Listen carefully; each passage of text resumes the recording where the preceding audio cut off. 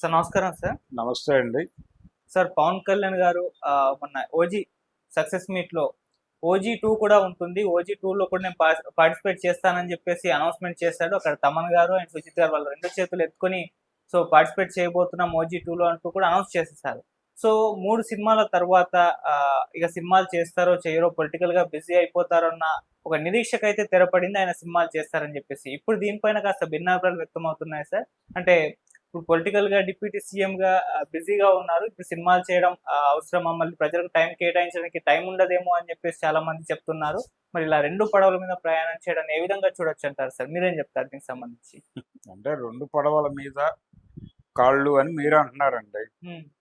ఆయన రాజకీయాల్లో ఉన్నాడు. రాజకీయాల్లో డబ్బులొస్తాయా? ఆయన జీవించాలి గదా! భోజనం చేయాలి గదా! హ్మ్. ఆయన ఇంట్లో ఆయన నమ్ముకున్న వాళ్ళు భోజనం చేయాలి గదా! ఆయన పార్టీ పెట్టాడు పాపం పార్టీ వోళ్ళు కనీసం టీలైనా ఇవ్వాలి కదా! అక్కడ పార్టీ ఆఫీస్‌లో కూర్చున్న వాళ్ళకి. ఎక్కడి నుంచి డబ్బులు తెచ్చిస్తాడాయన? రాజకీయాలంటే ప్రజాసేవ గదా! హ్మ్. ప్రజాసేవలో ఉన్న వాళ్ళకి డబ్బులేమొస్తాయి పాపం. కాబట్టి ఆయన చాలా కాలం క్రితమే చెప్పాడు. ఆయనేం చెప్పాడంటే, నేను బతకటానికి అందరికీ వ్యాపారాలున్నాయి. ఇప్పుడు జగన్మోహన్ రెడ్డి గారికి భారతీయ సిమెంట్సో, మరొకటో ఓ సపోర్టింగ్ సిస్టమ్ ఉందే. అలాగే చంద్రబాబు నాయుడు గారికి హెరిటేజ్ అనేటువంటి ఒక సపోర్టింగ్ సిస్టమ్ ఉంది. హ్మ్. అలా ఒక్కొక్కళ్ళకి ఒక్కొక్క సపోర్టింగ్ ప్రోగ్రామ్ ఉంది. నాకేదీ లేదు. నాకు సినిమా తప్ప వేరే ప్రోగ్రామ్ లేదు. కాబట్టి వాళ్ళు నన్ను కాదంటే, నన్ను సినిమాలు వద్దంటే మీరు అన్నీ మానేయండి. మీరు భారతీయ సిమెంట్స్ ఆపేయండి. మీరు హెరిటేజ్ ఆపేసి రండి చూసుకుందాం. అంతే తప్ప నా సపోర్టింగ్ సిస్టమ్‌ని కాదని అనటానికి మీరెలా కుదురుతుంది? ప్రజాసేవలో మనకు డబ్బులు రావు గదా! చంద్రబాబు నాయుడు గారికి కూడా డబ్బులు రావు గదా! ఏదో ఆయన వైఫ్ ఆవిడ హెరిటేజ్ అనేటువంటి కిరాణా కొట్టు పెట్టుకొని సంపాదించిన డబ్బులతో ఆయనకి భోజనం పెడితే ఆయనొచ్చి ప్రజాసేవ చేస్తున్నాడు పాపం. ఆయన అమరావతిలో అన్ని కోట్లతో ఇల్లు కట్టించుకుంటున్నాడు ఇప్పుడు. హ్మ్. అన్ని కోట్లు ఆవిడ సంపాదించి ఇస్తే ఇల్లు కట్టుకుంటున్నాడు తప్ప ఆయనెక్కడ సంపాదిస్తున్నాడు డబ్బులు అనుకోవాల్సిన పరిస్థితి. అనుకోమని ఆళ్ళే చెప్తున్నారు హ్మ్. ప్రపంచానికి. ఈ పద్ధతిలో చూస్తే ఆయన తన ఇంట్లో పొయ్యిలో పిల్లి లేవటానికి, తన పార్టీ ఆఫీస్‌లో నలుగురు కూర్చుని కనీసం టీ తాగటానికి ఆయన సినిమాలు చేసి తీరాలి. ఆ చేసి తీరటం కోసం సినిమాలు చేస్తున్నాడు తప్ప స్వార్థం లేదు. అందుకని ఇది ఆయన పదే పదే చెప్పాడు.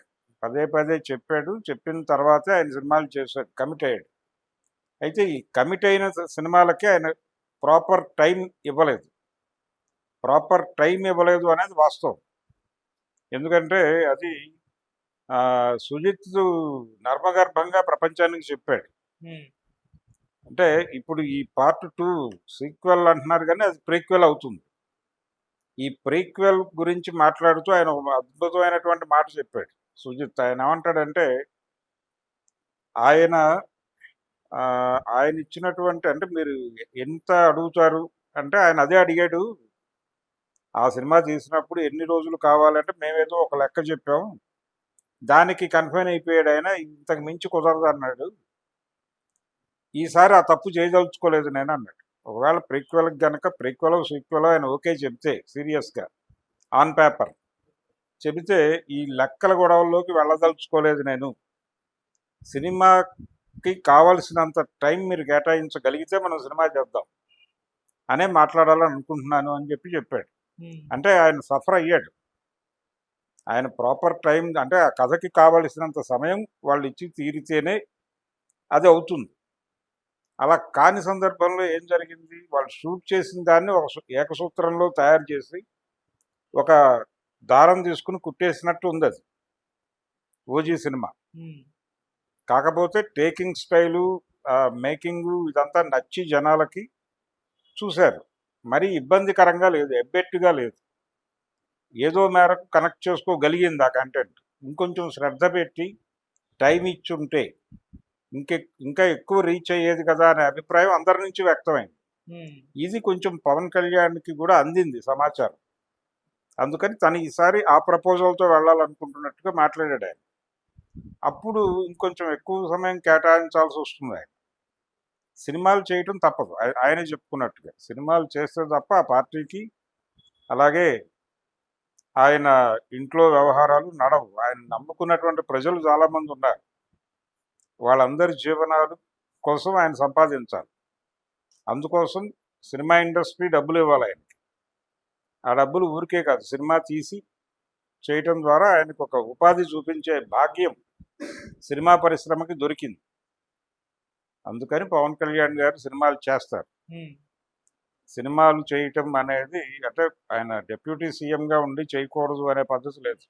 సీఎంగా ఉన్నవారే చేశారు, ఓ చరిత్ర ఉంది. మనం ఆ రోజున ఏమి ఎవరూ తప్పు పట్టలేదుగా. ఆయన షూటింగ్లో కూర్చున్నప్పుడు ఆయన అక్కడే ఫైల్స్ తెప్పించుకుని అక్కడే సెక్రటేరియట్ సిబ్బందితో మీటింగులు పెట్టి మంత్రివర్గ సమావేశాలు అక్కడే పెట్టి చివరికి జాతీయ నాయకులతో కూడా అక్కడే కూర్చుని మాట్లాడి ఆ సెట్స్లోనే ఆ ఫోటోలన్నీ చూసాంగా మనం. కాబట్టి అది విచిత్రము విడ్డూరము కాదు. ఇలా చేయవచ్చు అని ఒక మోడల్ 80లోనే డిసైడ్ అయిపోయింది. ఓకే. ఎంజి రామచంద్రన్ మాత్రమే సినిమాల్లో నటించలేదు. తను సీఎం అయిపోయిన తర్వాత ఆయన ఆ రిక్షాకారం తర్వాత ఇంకో సినిమా చేయలేదు. ఓ సినిమా ఏదో సగం షూటే ఆగిపోయింది కూడా. తర్వాత ఏదో దాన్ని ఇంకో పద్ధతిలో కంప్లీట్ చేసి రిలీజ్ చేశారు ఆయన చనిపోయిన తర్వాత. అలా రామారావు గారు చూపిన మార్గంలో పవన్ కళ్యాణ్ కొనసాగక తప్పదు. ఉమ్, ఆయన సినిమాలు చేస్తాడు. ఓకే. సినిమాలు చేయకపోతే ఆయన రాజకీయ వ్యాపారం వ్యవహారాన్ని బహిరంగ